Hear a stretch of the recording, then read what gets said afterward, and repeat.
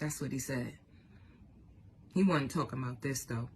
You know he wasn't talking about this. This is how our people are being used. We have to know that once our people get into a certain position of celebrity and fame, they are up against spiritual principalities, dark forces. When these people can actually pull our people out of the grave, people who are already dead, and connect them to this agenda, and you don't wake up, that's crazy. That's crazy. They're dead. They can't tell you how they feel about this. And we're talking about Muhammad Ali here. Anybody who knows Muhammad Ali, maybe you don't in this generation. We know he's not the type of person that's just going to go for anything. But some people won't connect the dots. We don't know what he was doing in this picture. We don't know what was going on then. We all had certain, V's. Measles, mumps, rubella, or whatever. We don't know what that was about. And this is how this stuff flies under the radar.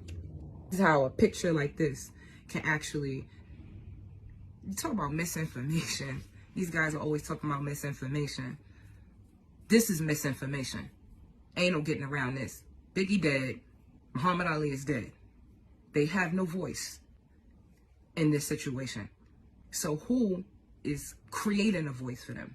Who is creating the illusion? All right? Pierce it. Pierce that illusion. Time to break open that illusion and see what's going on. The vast majority of our celebrities, the people that we hold high, the people that we love their music and dance to their music, that have become a part of our lives, a lot of these people have came together and advocated for this thing without really telling us why, without really having like a conversation with us that is real and authentic. Everything that they're doing is scripted. But what bothers me is how they're going to the grave and pulling people out of their grave and attaching people to their agenda. Those of us who grew up under Biggie and know Biggie, we can't say for certain what Biggie feels about this because he's not here.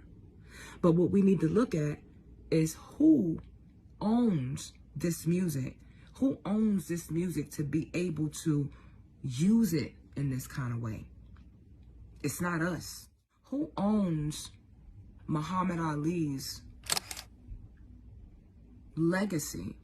Who owns Muhammad Ali's legacy and cumulative assets to be able to take a picture from probably the 1960s and attach it to today? Whose idea was it to put Muhammad Ali in advertisement about getting this with a picture from some other?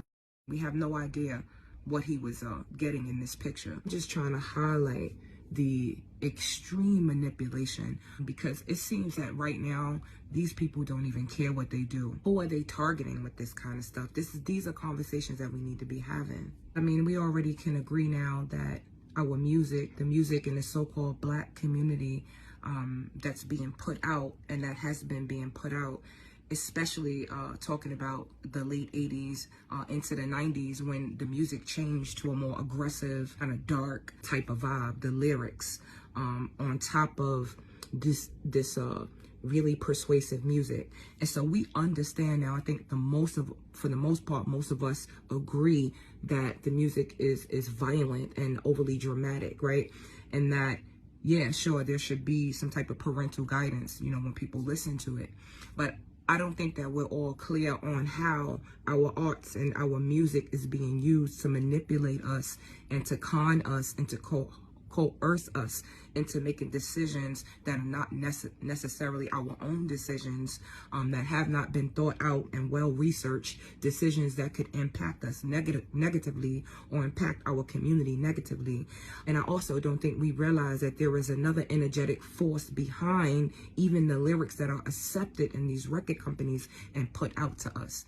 So let us connect a few dots by observing a meeting where a fellow is reading a letter of a person who is revealing a meeting that they were at in the 90s, and the person needed to get this off of their chest because it's something that they